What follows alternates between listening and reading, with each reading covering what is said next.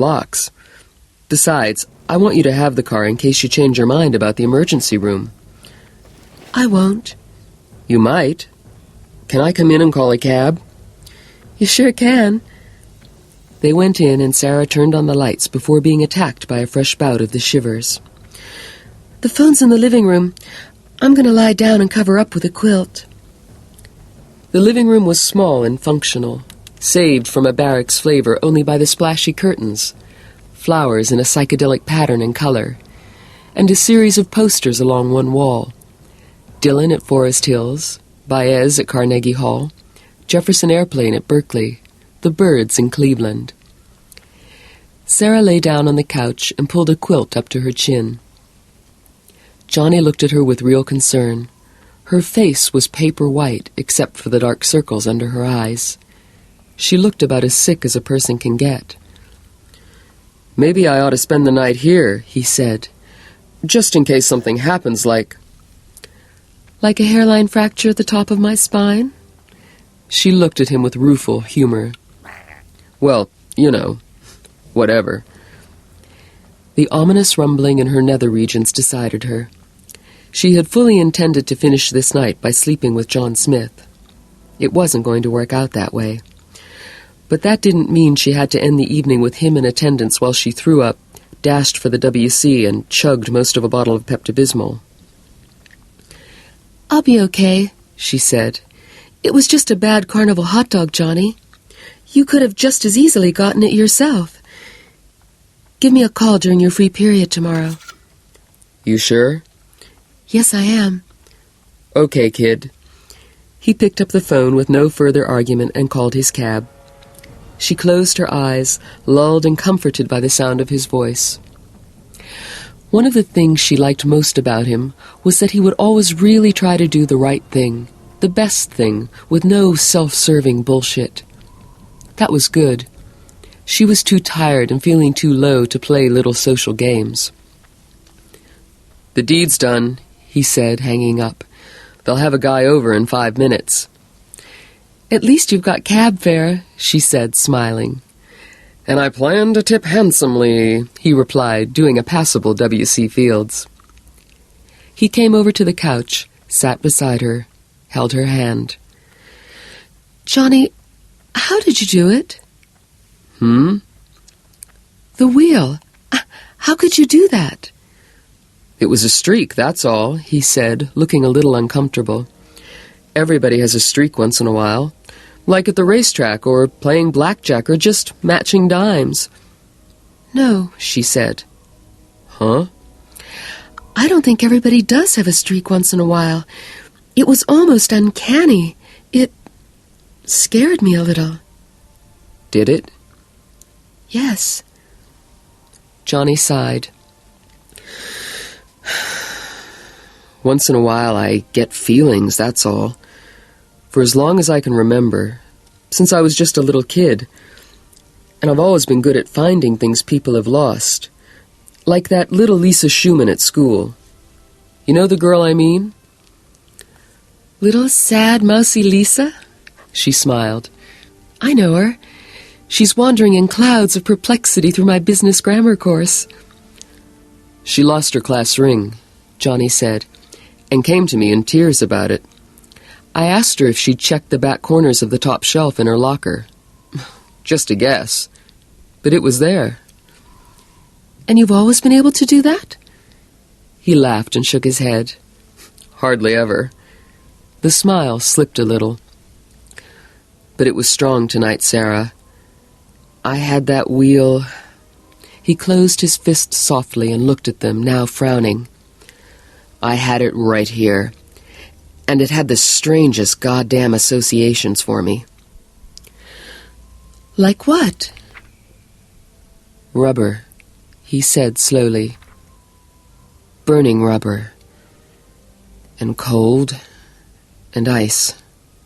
Black ice. Those things were in the back of my mind. God knows why. And a bad feeling. Like to beware." She looked at him closely, saying nothing, and his face slowly cleared. "But it's gone now, whatever it was. Nothing, probably. It was $500 worth of good luck, anyway, she said. Johnny laughed and nodded. He didn't talk anymore, and she drowsed, glad to have him there. She came back to wakefulness when headlights from outside splashed across the wall. His cab. "I'll call," he said, and kissed her gently. "You sure you don't want me to hang around?" Suddenly she did, but she shook her head.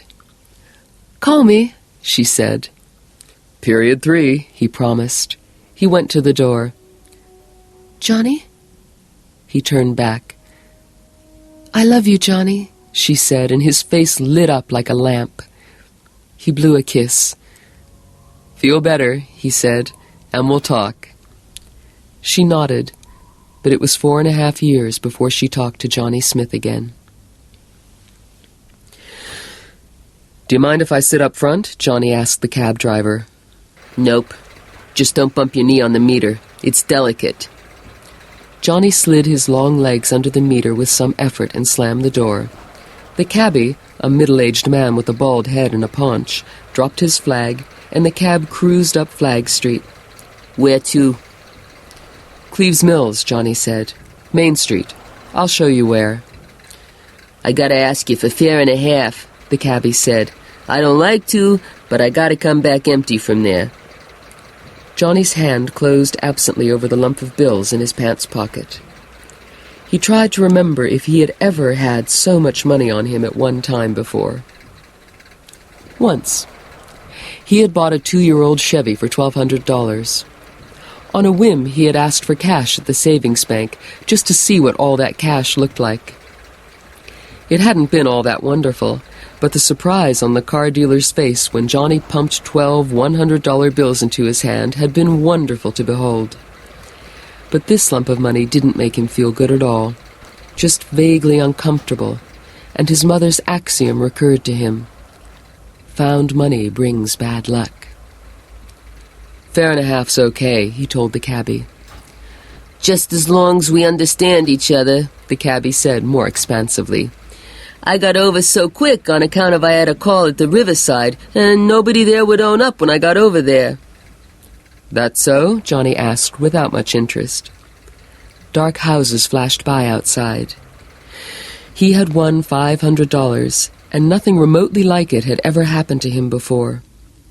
That phantom smell of rubber burning, the sense of partially reliving something that had happened to him when he was very small, and that feeling of bad luck coming to balance off the good was still with him. "Yeah, these drunks call and then they change their minds," the cabbie said. "Damn drunks. I hate 'em. They call and decide, what the hell, they'll have a few more beers. Or they drink up the fare while they're waiting, and when I come in and yell, 'Who wants the cab?' they don't want to own up." "Yeah," Johnny said. On their left, the Penobscot River flowed by, dark and oily. Then Sarah getting sick and saying she loved him on top of everything else. Probably just caught her in a weak moment, but God, if she had meant it. He had been gone on her almost since the first date. That was the luck of the evening, not beating the wheel. But it was the wheel his mind kept coming back to, worrying at it. In the dark he could still see it revolving, and in his ears he could hear the slow ticka-ticka-ticka of the marker bumping over the pins like something heard in an uneasy dream. Found money brings bad luck. The cabbie turned off onto Route 6, now well launched into his own monologue. "So I says, blow it out you-know-where. I mean, the kid is a smart aleck, right? I don't have to take a load of horse shit like that from anyone, including my own boy. I've been driving this cab 26 years. I've been held up 6 times. I've been in fender benders without number, although I never had a major crash, for which I thank Mary, Mother of Jesus, and St. Christopher, and God the Father Almighty, know what I mean? And every week, no matter how thin that week was, I put $5 away for his college. Ever since he was nothing but a pipsqueak sucking a bottle. And what for? So he can come home one fine day and tell me the President of the United States is a pig. Hot damn! The kid probably thinks I'm a pig, although he knows if he ever said it, I'd rearrange his teeth for him. So that's today's young generation for you. So I say, blow it out you-know-where. Yeah, Johnny said. Now woods were floating by. Carson's Bog was on the left. They were 7 miles from Cleves Mills, give or take. The meter kicked over another dime. 1 thin dime, 1/10 of a dollar, hey, hey, hey. What's your game, might I ask? The cabbie said. I teach high school in Cleves. Oh, yeah? So you know what I mean. What the hell's wrong with these kids, anyway? Well, they ate a bad hot dog called Vietnam, and it gave them ptomaine. A guy named Lyndon Johnson sold it to them. So they went to this other guy, see, and they said, Jesus, mister, I'm sick as hell. And this other guy, his name was Nixon. He said, I know how to fix that. Have a few more hot dogs. And that's what's wrong with the youth of America. I don't know, Johnny said. You plan all your life and you do what you can, the cabbie said, and now there was honest bewilderment in his voice, a bewilderment which would not last much longer, because the cabbie was embarked upon the last minute of his life.